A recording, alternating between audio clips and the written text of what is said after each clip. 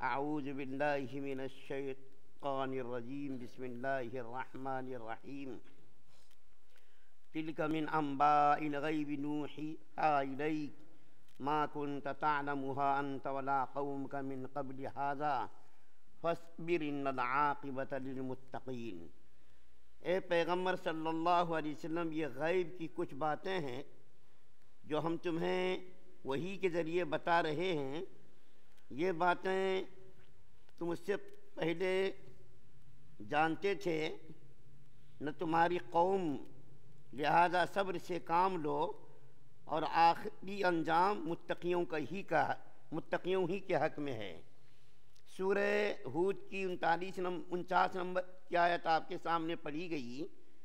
اس آیت کریمہ میں حضرت نوح علیہ السلام کے پورے واقعات کا خلاصہ بیان کیا گیا ہے، اور پورے دو رکوع میں حضرت نوح علیہ السلام اور ان کی قوم کی ہر دھرمی، ضد، عناد، حسد کو بیان کیا گیا ہے۔ حضرت نوح علیہ السلام کی پوری تفصیلات، ان کی قوم کی ہلاکت و بربادی، کشتی سازی، پھر اس کے اوپر سوار ہونا، اور نیک لوگوں کا نجات پانا اور برے لوگوں کا، کافر لوگ کا ہلاک اور برباد ہو جانا، پورے دو رکوع میں اللہ تعالیٰ نے بیان کیا۔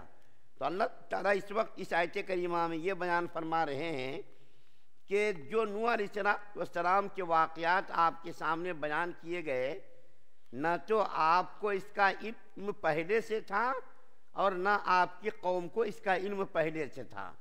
یہ نبی کریم صلی اللہ علیہ وسلم کی نبوت اور صداقت کی دلیل ہے کہ نبی کریم صلی اللہ علیہ وسلم نبی برحق ہیں۔ کیوں؟ اس لیے کہ یہ واقعات ہزاروں سال پہلے کے ہیں۔ نوح علیہ السلام اور ہمارے نبی صلی اللہ علیہ وسلم کے درمیان ہزاروں سال کا فاصلہ ہے۔ ہزاروں سال پرانے واقعات کا علم ہو جانا، ایک معمولی چیز کا علم ہو جانا، یہ کیسا معلوم ہوا؟ یہ وحی کے ذریعے معلوم ہوا۔ جتنا اللہ تعالیٰ نے نبی کریم صلی اللہ علیہ وسلم کو بتایا، اتنا علم نبی کریم صلی اللہ علیہ وسلم کو ہوا، اور جن چیزوں کو نہیں بتایا ان کا علم نہیں ہوا۔ تو یہ نبی کریم صلی اللہ علیہ وسلم کی نبوت اور رسالت کی صداقت کی دلیل ہے کہ ہزاروں سال پرانے واقعات کو اللہ تعالیٰ کے سامنے بیان، اللہ تعالیٰ ہمارے نبی صلی اللہ علیہ وسلم کو بتا رہے ہیں، اور ہمارے نبی صلی اللہ علیہ وسلم اپنی امت کو ان واقعات کا علم کرا رہے ہیں۔ ورنہ آج ہمیں کیسا معلوم ہوتا؟ آپ کو کیسا معلوم ہوتا؟ ہم کیا جانتے کہ دسوں ہزار سال پہلے کیا ہوا اور کس طریقے سے کشتی سازی کی گئی؟ تو اللہ تعالیٰ فرما رہے ہیں کہ محمد صلی اللہ علیہ وسلم، آپ کے سامنے جو یہ واقعات بیان کیے جا رہے ہیں، گویا کہ آپ کے سامنے حقیقت حال کا انکشاف ہو رہا ہے، اور آپ کے سامنے ان واقعات کو کھول کر کے بیان کیا جا رہا ہے۔ اچھا، ان واقعات کے بیان کرنے کا مقصد کیا ہے؟ ان واقعات کے بیان کرنے کا مقصد یہ ہے کہ نبی کریم صلی اللہ علیہ وسلم کو تسلی ہو۔ کیا؟ دیکھو، آپ سے پہلے ہزاروں سال پرانے زمانے میں ہم نے حضرت نوح علیہ السلام کو نبی بنا کر کے ان کی قوم کی طرف بھیجا تھا۔ ان کی قوم نے حضرت نوح علیہ السلام کو اتنا پریشان کیا، اتنی اذیتیں پہنچائیں، اتنی تکلیفیں پہنچائیں۔ نوح علیہ السلام نے 950 سال، ہزار سال تک دعوت و تبلیغ کا کام انجام دیا۔ ان کی قوم کے صرف 40 یا 80 افراد مسلمان ہوئے، دائرہ اسلام میں داخل ہوئے۔ تو محمد صلی اللہ علیہ وسلم، انہوں نے محنت کی، کوشش کی، رات دن محنت کر کے لوگوں کو دعوت و تبلیغ کے ذریعے راہ راست پر لانے کی کوشش کی۔ تو ان کی قوم نے ان کو اتنی ایذائیں پہنچائیں، اتنی تکلیفیں پہنچائیں۔ تو آپ بھی صبر کیجئے، آپ کی قوم آپ کو تکلیف پہنچا رہی ہے۔ اصل میں نبی کریم صلی اللہ علیہ وسلم جب دعوت تبلیغ کا فریضہ انجام دیتے تھے، اور جب آپ کی قوم نہیں مانتی تھی اور ضد اور ہر درمی کا مظاہرہ کرتی تھی، تو اللہ تعالیٰ تسلی کے لیے یہ واقعات بیان فرما رہے ہیں کہ دیکھو، اس طریقے کے پہلے بھی حالات پیش آ چکے ہیں۔ اور نبیوں کے جو بھی حالات بیان کیے گئے وہ تمام واقعات نبی کریم صلی اللہ علیہ وسلم کی تسلی کے لیے ہی بیان کیے جا رہے ہیں، تاکہ نبی کریم صلی اللہ علیہ وسلم کو تسلی ہو۔ تو اللہ تعالیٰ کیا فرما رہے ہیں؟ فَاصْبِرْ، آپ صبر کیجئے، آپ کو جو اذیت پہنچ رہی ہے، جیسا کہ نوح علیہ السلام کو اور ماننے والوں کو کامیابی ملی، کشتی پر بیٹھنے والوں کو نجات ملی، اسی طریقے سے آپ کو بھی اپنی قوم پر غلبہ حاصل ہوگا، آپ کو بھی آپ کی قوم پر ہم آپ کو کامیابی سے ہمکنار کریں گے۔ جس طریقے سے نوح علیہ السلام کی نافرمان قوم برباد ہوئی، اسی طریقے سے آپ کی نافرمان قوم بھی برباد ہوگی۔ اور پھر اللہ تعالیٰ کیا فرما رہے ہیں آخر میں؟ وَالْعَاقِبَةُ لِلْمُتَّقِينَ، بہترین انجام، بہترین ٹھکانہ تو متقی اور پرہیزگار لوگوں کا ہی ہے۔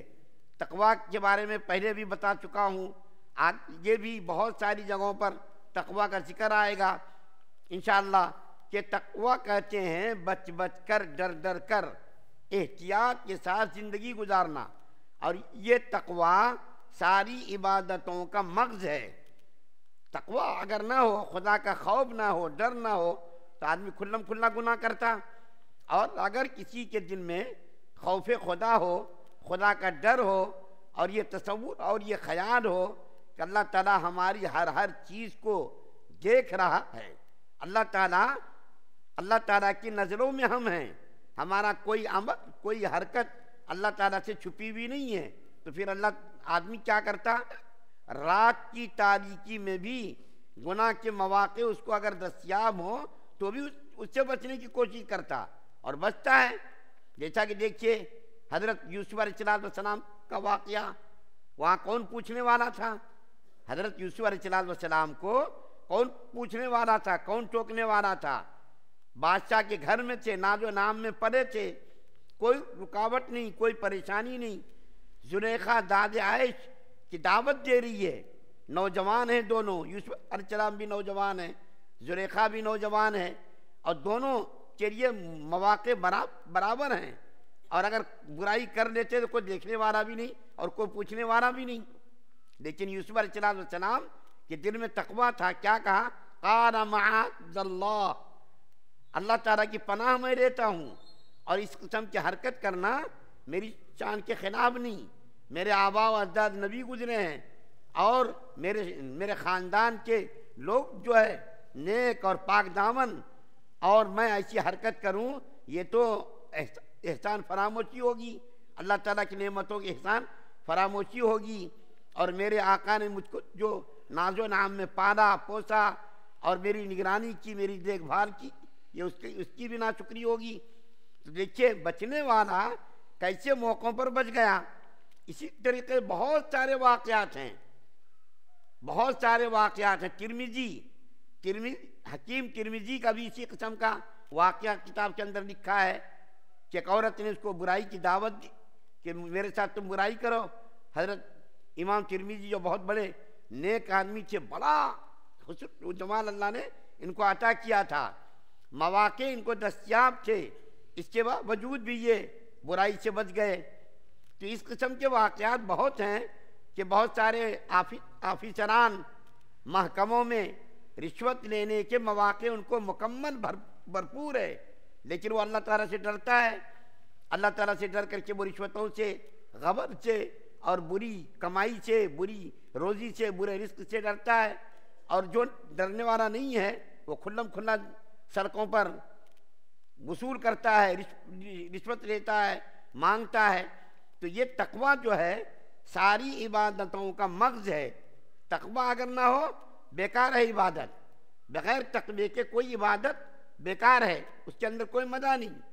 جیسا کہ چائے بغیر شکر کے آپ پیجئے بے مزہ معلوم ہوتی ہے، اسی طریقے سے نمک کے بغیر آپ سالن کھائیے بے مزہ، اسی طریقے سے تقوی کے بغیر کوئی عبادت کتنی بڑی عبادت کیوں نہ ہو، تقوی نہیں ہے، پھر آدمی نماز کے اندر بھی برا سوچتا ہے، برائی کے بارے میں خیال جاتا ہے، اس کے تصورات، اس کے خیالات نماز کے اندر بھی برائی کی طرف جاتے۔